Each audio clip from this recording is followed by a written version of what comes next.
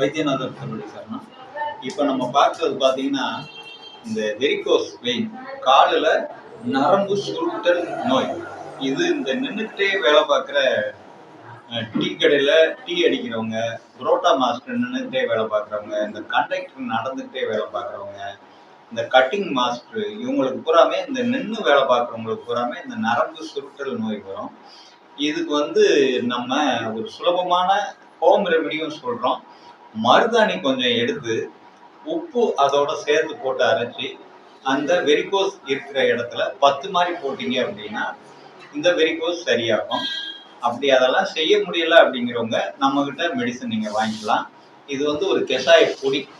இந்த ஒரு பாக்கெட்டை ஒரு 4 டம்ளர் தண்ணி ஊற்றி கஷாயமாக போட்டு அந்த கஷாயத்தை காலையில் ஒரு அரை டம்ளர், இரவு அரை டம்ளர், ஒரு டைம் கஷாயம் போடுறதை 2 நாட்களுக்கு வைத்துக் கொள்ள வேண்டும்.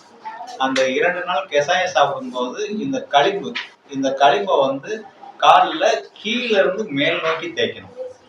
இரவு தேய்ச்சிட்டு காலையில் வெந்நீர் அவங்க ஊற்றிக்கிட்டாங்க அப்படின்னா ஒரு 2 மாசத்துல அந்த வெரிகோஸ் கம்ப்ளீட்டாக சரியாயிரும்.